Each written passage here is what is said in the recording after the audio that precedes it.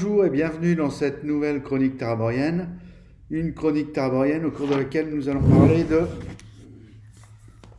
ceci, entre autres le coffret de base de D-Genesis, ainsi que je vous ferai un petit retour également, j'ai commencé par là d'ailleurs, sur la campagne des masques de Nyarlathotep, puisque hier soir nous avons ouvert le chapitre égyptien. Après 1 an et demi de pérégrination à Londres, bon, il est vrai qu'on ne joue pas souvent. L'année dernière, nous faisions une partie par mois. Ça nous a pris un peu plus d'1 an. Peut-être pas 1 an et demi, mais un peu plus d'1 an. Voilà. On est toujours sur le même trope. Et justement, ça va permettre de pointer quelques petites choses. Alors moi, je suis toujours dans la même optique qui a l'air de convenir aux joueurs. C'est-à-dire que j'essaye de ne pas trop les aider. Et donc je leur laisse beaucoup la main, y compris pendant les parties où j'essaie d'intervenir le moins possible. Alors ça a des avantages et des inconvénients. Les avantages, c'est que les joueurs sont plus, enfin, essayent d'être plus dans la proactivité, ils sont moins tractés, donc ça c'est très bien. D'un autre côté, la difficulté que je rencontre, c'est que dès lors qu'on est sur du jeu à enquête et puis qui mélange aussi quand même des scènes d'action, etc., dès qu'une menace, un obstacle, un péril enfin, apparaît dans le paysage des joueurs, on passe par une phase d'élaboration. Alors bon, outre le fait que pour le maître de jeu, c'est un peu, à part l'aspect fonctionnel, j'ai besoin de savoir ce qu'ils font pour moi réagir à ce qu'ils vont faire et me préparer à réagir. Ça n'a pas grand intérêt. Ça n'a pas grand intérêt non plus. Enfin, pour les joueurs, ça a un intérêt, mais c'est compliqué parce que, évidemment, que dans une troupe de 5 personnes, on a rarement, enfin, en tout cas jusqu'à maintenant sur cette campagne, ça n'a jamais été le cas, d'unanimité vraiment, voilà. Et donc, voilà, du coup, on prend les décisions, les bonnes décisions si possible, et rapidement. Ben, en fait, le temps s'allonge, s'allonge, s'allonge. Le temps que chacun fasse sa proposition, sa façon dont il voit les choses, le justifier vis-à-vis des autres, les autres qui rebondissent dessus, etc. Alors c'est très intéressant, je pense, pour les joueurs, hein. Je pense que les joueurs, ça leur permet de vivre, d'interpréter leur perso, etc. Mais j'ai du mal à reprendre la main derrière. L'exemple d'hier était assez flagrant. Ils sont dans un train. Ils reconnaissent un ennemi qu'ils ont déjà croisé, qui a quelques wagons devant eux. Le train fait marche vers une destination. Et ils commencent à élaborer qu'est-ce qu'on pourrait faire, est-ce qu'on va intervenir, déjà, le temps de se mettre tous d'accord, ce qui est tout à fait normal. Ce serait un peu chiant aussi s'ils étaient tous d'accord dès le début, il n'y aurait plus vraiment d'intérêt. Donc je les laisse, bon, je commence à leur dire une première fois que le train roule, hein, le train continue à rouler. Bon, ils repartent dans leur élaboration. Dans ces cas-là, je me mets en retrait, je laisse élaborer. Éventuellement, je corrige deux, trois trucs, voilà, sans trop les aider, s'il y a besoin de revenir là-dessus. Voilà, quand il me dit, ah, là, on est sûr que c'est lui, voilà, oui, bah oui, voilà, on a eu quelques tirages de dés, etc. Je redis que le train va bientôt approcher. Et ils élaborent, ils parviennent toujours pas à tomber vraiment, à tomber d'accord. Et finalement, je finis par leur dire, bon, vous arrivez en gare, et bon, voilà, j'ai bien vu que visiblement les joueurs trouvaient ça, voilà, ils ont pas fini leur élaboration. Donc il y a ce problème-là, et ce problème-là, ça fait longtemps que je le rencontre. C'est-à-dire que quand on redonne la main aux joueurs, ce qui présente vraiment un intérêt, je trouve, de redonner la main aux joueurs, bah, le problème, c'est que c'est bien, mais dès lors, à un moment, le maître de jeu est obligé de la reprendre, et c'est jamais facile. Voilà, et pourtant, il faut le faire, parce que c'est pas les joueurs qui vont à un moment dire, hey, vas-y, on y va, machin. Donc c'est très compliqué. Donc voilà, j'en suis là dans mes réflexions sur la campagne. Autre truc qui me fait dire que ça reste une campagne délicate, délicate à faire jouer, intéressante.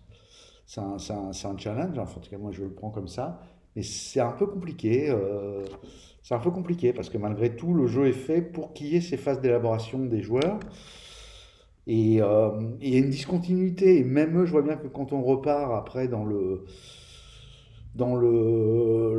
rapide, il y a voilà, on change, on est tout le temps en train de changer de braquet, entre guillemets. Puisque alors après, donc ils sont arrivés à la gare, finalement ils ont suivi, enfin une partie des joueurs est passée presque en temps de jeu, voilà, confondu avec le temps réel. Une poursuite dans les rues du Caire, une filature, pardon, pas une poursuite, une filature dans les rues du Caire. Et donc voilà, on est revenu sur le jeu réel. Il rentre dans une boutique, qu'est-ce que vous faites? Vous y allez pas, voilà, etc. Alors qu'on a passé avant une bonne partie de la séance euh, sur de la réflexion de bon, alors qu'est-ce qu'on fait? Voilà, ces phases d'élaboration. Donc je sais pas, n'hésitez pas en commentaire, je veux bien avoir des avis de certains d'entre vous qui ont fait jouer les masques ou même sur une autre campagne, hein. Je pense que c'est quelque chose qui arrive régulièrement. Il y a des jeux d'ailleurs, je sais plus comment il s'appelait ce jeu, où c'est ça, en fait la partie consiste à préparer un coup. Je crois qu'on joue quasiment pas à la résolution. C'est un jeu indé dont j'avais entendu parler, je me rappelle plus, le nom échappe là, je vais pas le retrouver. Et donc du coup, bah voilà, quand on n'est pas dans un jeu comme ça, comment vous faites? Alors personnellement, moi je fais un peu au doigt mouillé, au jugé, de laisser les joueurs élaborer. Et puis au bout d'un moment, bah, voilà, j'essaie de leur donner des indices pendant qu'ils élaborent du fait que le temps passe et qu'à un moment, la situation où il va falloir faire face va arriver. C'est toujours difficile de gérer. Voilà, donc n'hésitez pas dans vos commentaires à me donner quelques tuyaux si vous avez des tuyaux là-dessus. Après tout, ça sert aussi à ça de faire des vidéos. Alors, je vais revenir maintenant sur ceci, hein, le formidable coffret des Genesis. Alors, je vais essayer de sortir les deux livres. Voilà. Alors, des Genesis, certains d'entre vous ont entendu, je pense, parler de ce jeu. Je suis moi-même, j'avais eu l'occasion de faire une partie que j'avais trouvée peu concluante. Pour replacer le contexte, j'ai fait une partie avec un MJ débutant. Je crois que la personne qui nous a masterisé le jeu, c'était la première fois qu'il masterisait une partie de jeu de rôle. Voilà. Et j'avais trouvé ça un peu confus. Enfin, ça m'avait pas trop attiré. Et puis, en voyant sur le net plusieurs vidéos de gars qui en parlaient, notamment le MJ masqué, le bon MJ, etc., etc. Je crois une vidéo de Rollis TV aussi. Je me suis dit, ah, doit quand même y avoir quelque chose. Il y a une unanimité de la part de joueurs confirmés sur ce jeu. Voilà. Et donc, je me suis procuré le jeu, alors que la gamme est officiellement terminée, hein. Il manque encore un ouvrage en français, mais ça, je vous en reparlerai. Alors, qu'est-ce qu'on a là-dedans? Ben, on a des somptueux livres, hein. Ça, je crois que voilà, je ne vais pas faire une présentation. Les livres sont magnifiques, la maquette est excellente. Il faut savoir que le studio qui a fait le jeu, Six More Vodka, ce sont des créatifs. Voilà, c'est les mecs qui sont tous graphistes, écrivains. Voilà, c'est vraiment une super équipe. Il y a vraiment une maquette. Voilà. Cette maquette. La maquette, elle est vraiment prenante. Il y a aussi un vrai parti pris dans l'écriture. Voilà. Alors, ce premier livre, en fait, c'est du contexte. Alors, effectivement, c'est un gros pavé de contexte. Alors, autant vous le dire aussi, je ne vais pas trop déflorer d'abord parce qu'il y a plein de vidéos. Si vous cherchez des Genesis, vous allez trouver plein de vidéos françaises qui en parlent. Il y a des sites de référence pour trouver des. Le jeu, on peut le télécharger gratuitement maintenant en PDF, quoi, en anglais. Donc voilà. C'est quoi? C'est un jeu post-apo en fait, mais ça fait partie de ces jeux qui ont un vrai plus. Enfin, moi, je vois plusieurs des plus sur ce jeu à la première lecture. Donc là, je suis dans les dernières pages de ce premier tome. Alors, c'est un jeu à secret. Donc ça, moi, perso, j'aime bien. Ça a des avantages parce que ça veut dire que il faut savoir doser les révélations, etc. Et puis surtout ce jeu, en fait, ce qui est vraiment intéressant, c'est qu'il propose un univers là où beaucoup de jeux ne proposent pas d'univers, ou en tout cas pas d'univers crédible, qui tiennent la route, comme on peut avoir des univers du world building dans certains romans, etc. Hein. Beaucoup de jeux de rôle ont des petits univers, bon voilà, mais il y en a peu finalement des jeux, vraiment des jeux mondes, quoi, si on veut, avec un univers, etc. Et pourtant, ça fait la différence. Et deuxième chose, c'est que c'est souvent dans ces jeux-là qu'on le retrouve.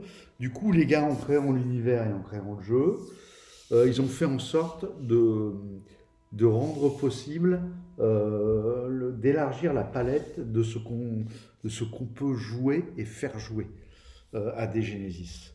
Et ce qui m'apparaît, moi, après une première lecture, c'est qu'il y a des strates différentes. Il y a le jeu, le basique, hein, le jeu, j'allais dire, pulp, action, survie, etc. Qu'on connaît dans beaucoup de jeux de rôle. Hein. Beaucoup de jeux de rôle sont basés sur ce contrat qui dit, voilà, vous allez être confronté à des situations. Le truc principal, il n'y a pas de perdant, il n'y a pas de gagnant, il faut survivre. Les seuls perdants sont ceux qui ne survivent pas.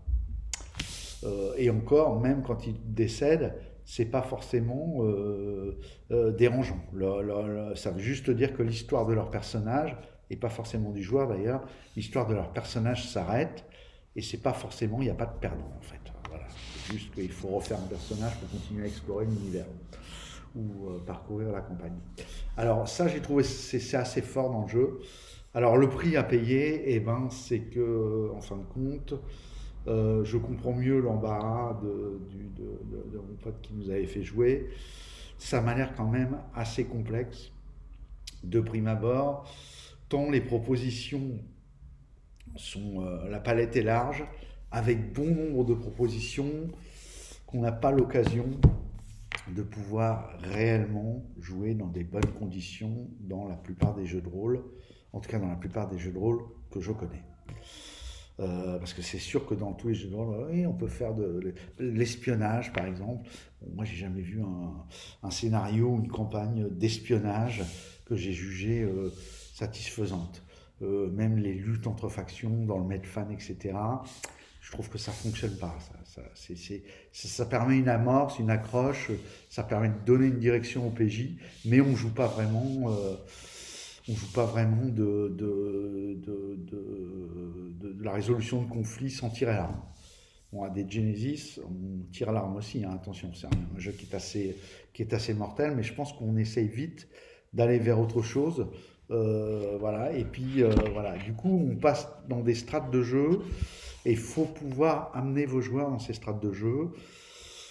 Ça passe par une connaissance de l'univers graduelle, hein, qui va forcément se faire par petits cercles. On va élargir de plus en plus, puisque ça va aussi être les révélations sur les secrets de l'univers qui permettent de rentrer dedans.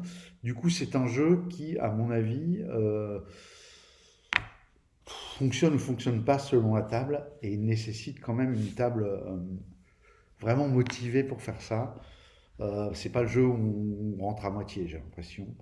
Que soit on joue dedans et on s'éclate. Hein. Le retour que j'ai eu de tous les gens qui sont parvenus à rentrer dans ce jeu, c'est aussi ça qui m'a donné très envie, sont que vraiment, encore une fois, je vous le dis, même pour des joueurs confirmés, voilà, ça leur a permis d'ouvrir une porte sur leur activité, dans leur activité rôlistique, de sortir vraiment des sentiers battus.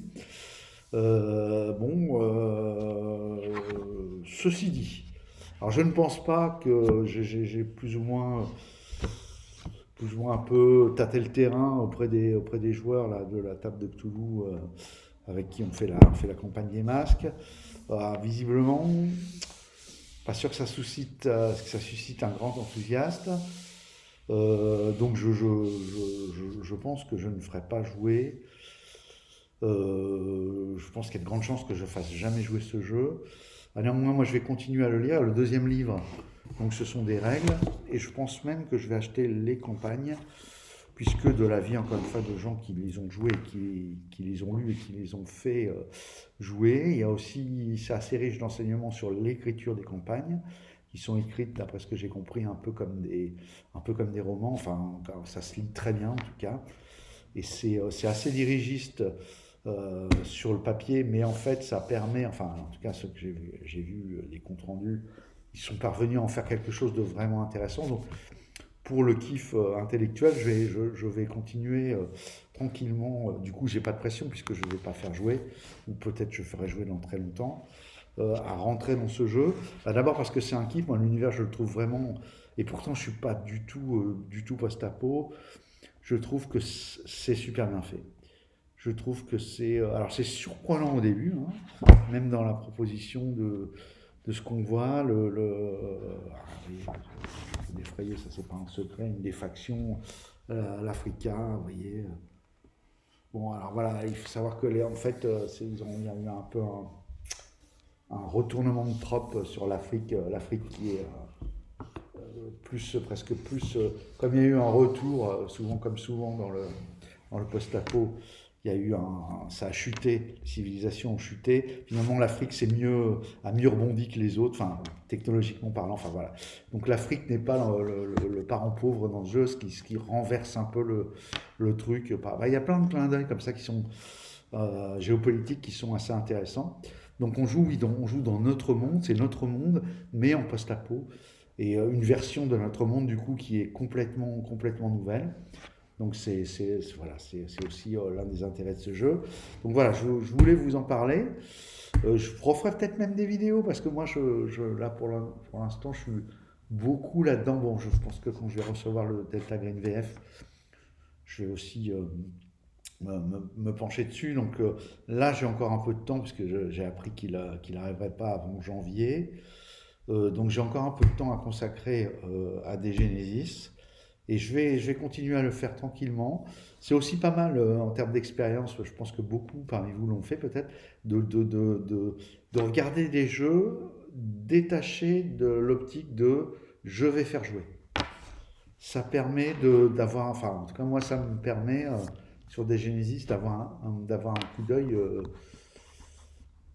plus objectif. On n'a pas la tête dans le guidon, on ne cherche pas. Et le côté quand même qui vient titiller le bulbe et donne plein d'idées de scénar fonctionne à plein parce que voilà, le jeu il est aussi excellent pour ça.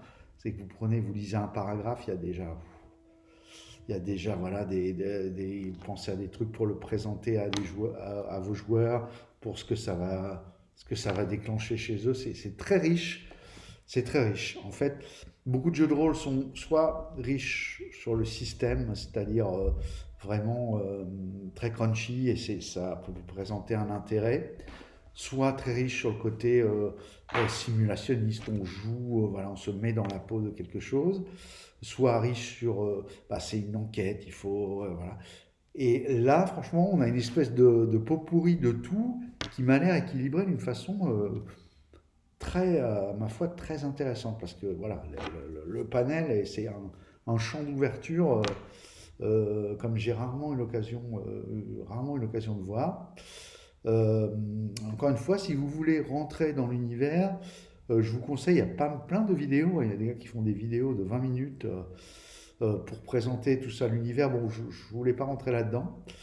D'abord parce que je suis à la première lecture et que de l'avis de beaucoup de gens, il faut prendre le temps de lire, de le relire, pour vraiment encore plus sentir le truc. Et puis parce que je pense que c'est moins intéressant. Là, ce dont je voulais vous parler, c'était du côté ouverture de porte, hein, parce que depuis des années qu'on fait ce hobby, bah forcément notre pratique, pour la plupart d'entre nous, elle évolue. Déjà, elle est peut-être un peu cyclique dans le temps. À un certain moment, on a envie de faire je prends un exemple trivial, mais à un certain moment, on a envie de faire du Medfan, et puis voilà, on fait 8 mois de campagne de Medfan, au bout de 8 mois, on a envie de faire du jeu d'enquête, allez, on se fait une petite campagne de Cthulhu, on revient, quand on arrive là, tiens, je referais bien un peu de futuriste, par exemple, allez, on se fait un petit coup de Star Wars, voilà. Enfin, moi, je fonctionne comme ça dans mes envies, j'ai de plus en plus envie de switcher envie de switcher de l'un à l'autre, ce qui est bien, parce que voilà, ça permet de profiter de la profusion de trucs. Bon, faut pas trop le faire non plus, parce que sinon vous passez un peu à côté, vous survolez en fait. Et voilà. Donc là, avec les masques, je suis rassasié du truc où on reste focus sur un type de jeu. Voilà, même si les masques a un peu le cul entre deux chaises, entre le jeu d'enquête et le côté pulp. Mais bon, voilà, donc là, ça m'a ouvert le truc sur un truc nouveau. Donc voilà, je me suis dit que ça pourrait peut-être intéresser les gens. N'hésitez pas aussi en commentaire si vous avez lu ce jeu, si vous avez joué à ce jeu, bah, de me dire ce que vous avez aimé, ce que vous avez détesté, les parties du jeu qui vous ont vraiment happé. Et puis peut-être les faiblesses du jeu, le système. J'y suis pas du tout venu sur le deuxième bouquin qui parle du système. C'est un système très simple au D6 qui, de l'avis des gens qui jouent, font le taf. Je sais aussi que certains ont voulu adapter à un système, presque à un bricolage pour faire leur propre système sur ce jeu.